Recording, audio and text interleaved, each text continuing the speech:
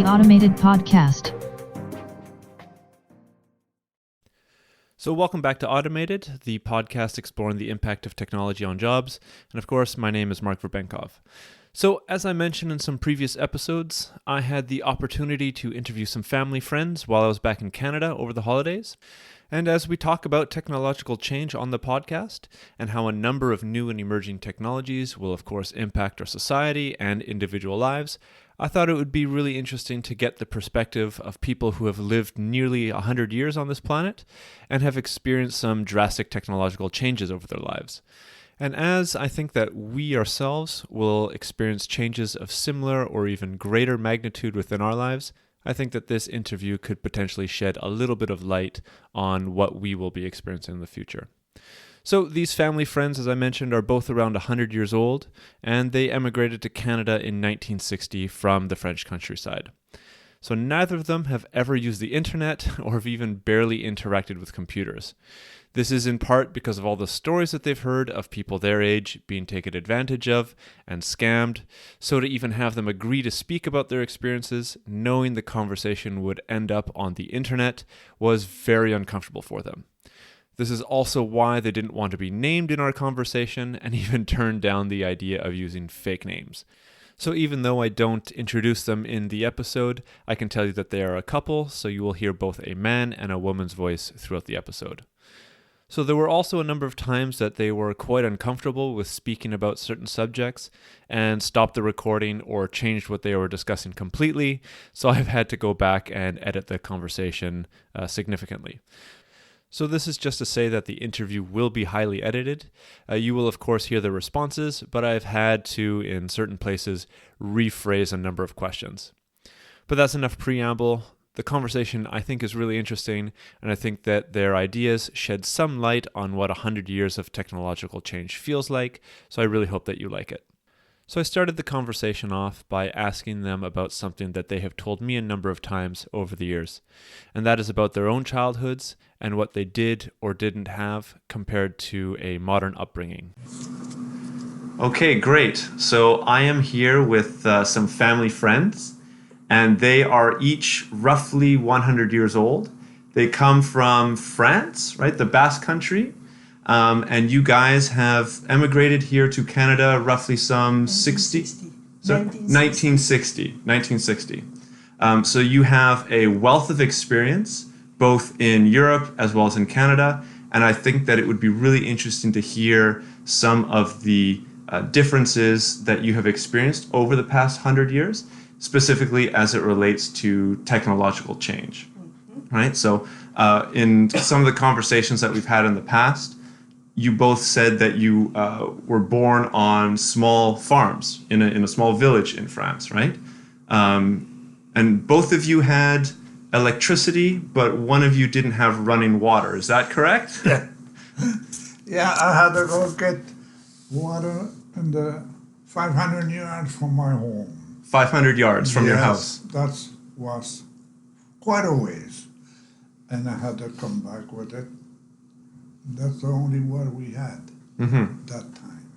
We had electricity, but we didn't have any mixer or anything like that. No washing machine, no fridge, no dryer. And here we got everything. Did all the houses in your village have electricity, or was it just a few, or? No, by the time I grew up, we had electricity. Maybe when I was 8, 9. Before that, we had candles and things like that. And water, the same thing. We had water about 100 meters, and my dad put some pipes and bring the water in the kitchen, so we'll have the water in the kitchen. And after that, well, if you wanted to wash your clothes, you had to do it by hands. And I went about 1 kilometer on the river to rinse my clothes. By hand. And the fridge, we didn't have it. So the food was kept in a cool place in the house. So you had to buy what you had to eat within 1 week, 5 days? Day by day. Day by day. Yes, day by day. So one of the other things that I asked them about was about transportation, particularly how they got around, whether they were walking, taking bikes, cars, etc. We were very happy to have a car. Right, so you didn't have a car back in France. Are you kidding? We couldn't bicycle. afford a bike. Not only new bike, second-hand bike. Second-hand bikes, that's it. Did you use horses or animals to get around? Yeah, I had a horse at home. I learned a little bit going with the horse on top, but we didn't do much with the horse. We had a couple of cows. We had a little bit of milk from them. We survived little, very little things around, not things fluently like we do here. You used just a few animals to get around, to do some sort of farm work. You were saying that you had to walk everywhere? That was the only way to go from one place to another. We walked. We didn't have a bike, we didn't have a car, we had nothing.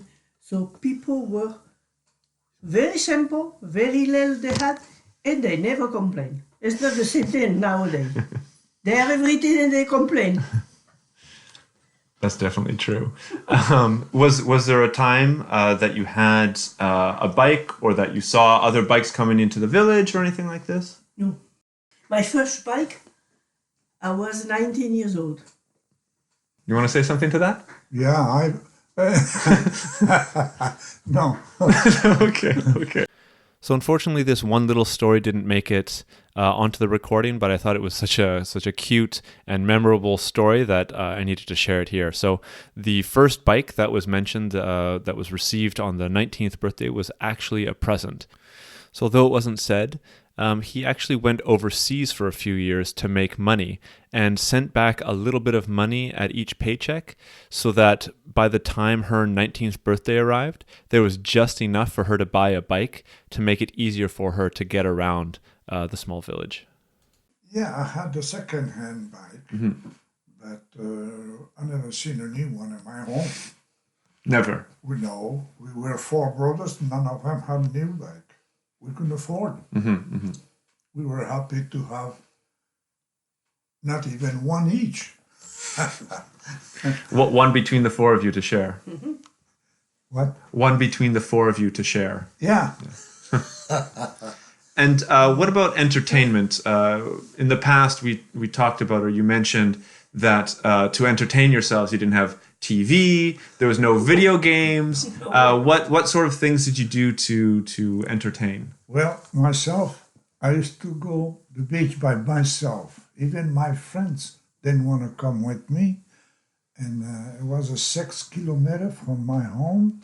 I went to the beach and that's where I learned how to swim by myself. I never hired a teacher because I had no money in the first place. That's true. Yeah. That's true. And for yourself? Entertain. We play cards. We play with marbles and hide and seek and things like that. Yeah. We didn't have any video or anything like that, And we never complained. We were very happy. We had nothing, and yet we were happy in our way. But when you know it's better, maybe you won't feel so good. When the grass is greener on the other side. Exactly. Yeah. Okay. I was living right in the center of a small town, and we had a handball place to play handball, and I played lots of that. So still physically active, doing something. That was part of our entertainment. So one of the other things that I asked about was about communication over large distances, and specifically how this was done back then. We didn't have even a telephone. And in a little village like my husband's town, when you wanted to phone, you had to phone a lady who had the phone, and she was the one who make the call for you. You couldn't phone somebody by yourself like that. The telephone operator. Yeah. The operator, it was a lady in a cabin in the restaurant, and she was the one who was taking care of the... Okay, so let me understand this. There was a lady in the village cafe who was also functioning as the operator for the whole village. So anybody who wanted to speak or phone anybody else had to go through her. Yes. And was she listening in on the conversations? Well, we thought so because we heard so many little things that people were saying to one another on the phone. And then I said, how come she knows that? She must have been listening, But we didn't have the phone at home. We had to go there to phone. And even after, when phone started in the houses, we have to phone her. We couldn't phone directly to the person we wanted. That came later on. You never had a phone at your house anymore? Never. No. Never. Not even a radio during the war. So, I mean, that's another interesting idea. Like right now, today with the internet, with the modern technologies, we are inundated with all the information of the news, of what's going on across the world. How, if you didn't have a radio in your house, how were you getting the news? How did you know what was going on? My neighbor, her husband was in Germany as a prisoner, and I used to go there. But it was coming from BBC England. So this story was further elaborated upon, but unfortunately the audio really wasn't all that clear, so I'll just try to summarize it here. The essential point was that information was coming from the neighbor's radio, and this was being transmitted from BBC England. And it was one, if not the only radio in the entire little village, and there were even some jamming attempts by the Germans, so that much of the time there was only static that could be heard. So this was essentially the only source of information, international information in particular, during all of World War II. I then asked about moving to Canada and what the difference was like between the life back in France and the life now in Canada. Okay, so you mentioned that when you came to Canada, you had almost a luxurious amount of new technologies and new machines and things like that.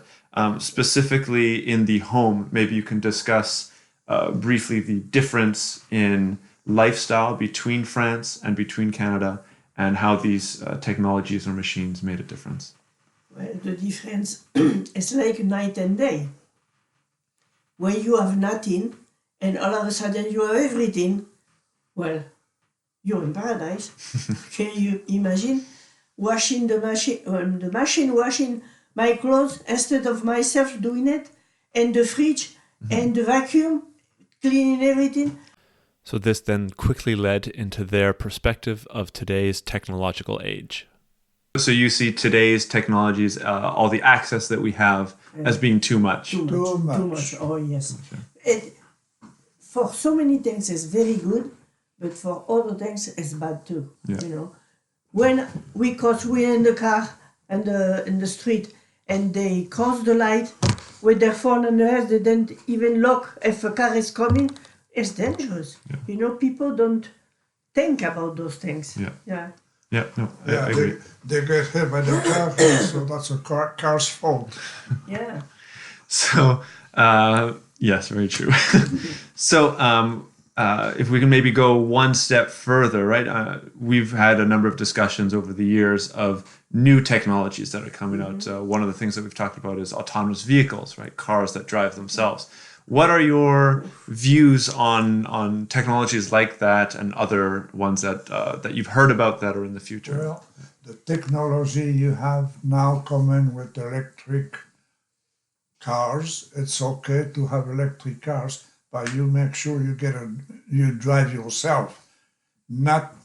Robot. I will never take a car without driver. Why is that? Well, it scares them. With a driver, it's hard not to have any accident. Imagine without driver, what's going to happen? Do you not think that the system in the car would be better than a human driver? Are you kidding?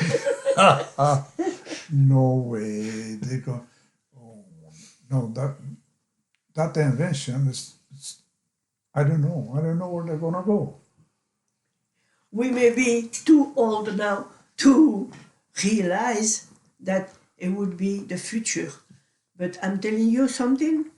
I'm scared for the people who will be living then. I'm glad I won't be here. No, I'm not glad I won't be here. I'm glad. Well, Otherwise, you won't hear and my 10 years voice. from now, Okay, I think, I mean, maybe to kind of summarize this part of the episode, I think it's very interesting, the ideas that you can share about the past, and also maybe your concern or the fear or the shock even of the future and what will happen there. Maybe this is a good time to take a break. So as I mentioned before we started recording, I brought kind of a interesting new technology that might show you a little bit of what the future or part of the future will look like. So maybe we can take a break. We can try this new technology, and then we can come back, and it would be interesting to get your perceptions on that technology. Okay, so we just got you guys to try out some virtual reality headsets. What was your first impression? What were your thoughts? There was lots of shouting and some surprised faces. So I'd be very interested to hear what your thoughts were. very impressive. And I never thought that was possible. But it's crazy for myself. It's crazy. But something is good. Somebody has a good mind to come up with those things, you know? Was it overwhelming? Was it too much? Too much. Too much. Too much. Too much. Yeah. And for yourself, do you want to say something? No. So the impression that you got, did it feel like you were at that little bench picking up those blocks and cubes and stuff? It looks like it's there, but you don't see it when you take the glasses, the glasses goggles off. Yeah. Nothing is there. That's amazing. Oh my goodness. Was it? You also said something about it being maybe a little bit scary. Yes, it is scary. To me, anyway. Maybe not to you, young people like you, but to me at my age, boy, oh boy. Can you explain why it's a little bit scary? Well, I don't know how to explain it, but it's scary. Can you imagine for now, you come up with those things? If the progress goes off and 10 years from now, what will you come up with? That's scary. Well, instead of go to the moon, you're going to come down. So, I mean, myself included, I think that the technology is very impressive, right? So I've only really been involved in it for the past couple of months. I think it's impressive. I think it's both very interesting, but also maybe a little bit scary too. I've had conversations with other people, and they are a little bit concerned that maybe this would take over modern day life, right? So people might want to do or use virtual reality headsets rather than go to the beach or go to the mountains or go on any kind of vacation or trip. These are some of the concerns that people have said. Do you maybe think that would be true? Do you think people would use this? They might. Yeah. Seeing the progress up to now from, say, even 10 years, boy, it's scary. I'm telling you, I'm scared for you, you know? Yeah, well, this was one of the reasons that I wanted to talk to you guys about this. I personally think that the future is very interesting. I think there are parts that are scary, parts that are potentially problematic, but also lots of really interesting positive things. So it's one and the other. It's not all one way, not all the other way. But I think it's interesting and valuable for people to get in touch with these kinds of technologies, because the technologies are going to come out a little bit faster. They're going to be more powerful and more impressive as time goes on. So the more that we can interact with them, I think the better it is. The only thing I hope it won't happen is airplane up there without any pilot. That is scary. Oh, we'll take all. Oh boy. See, if they do planes like they're doing the cars, Oh, boy, we'll be I'm going there. to start to pray. No, you won't have to worry. We'll take over the cockpit. Maybe there won't be a cockpit. That's right. If they don't have any pilot, they don't need. I'm never climbed the plane then. Okay, well, okay. I think that's maybe the end of this little interview, little get together. I think it was interesting. I hope you enjoyed yourselves. I think I really enjoyed listening to how life was almost 100 years ago without a lot of the modern technologies that we have now, and also hearing your transition from kind of a simple life in a French village to kind of the modern lifestyle that you had here in Canada? I'm going to tell you something.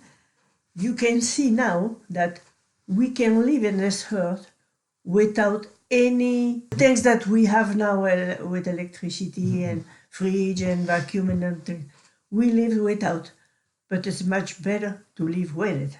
So what I can see is, for your techniques, the way you show me now, maybe it'll be better to have those things compared now. Who knows? I couldn't say it better myself. I think that's a great way to end it. Thank you both for coming. Thank you both for taking some time to being interviewed. Yeah, we can leave it at that. Okay. You want to say one last word? And we haven't told you everything yet. Well, maybe we'll have to come back and do this a second time then.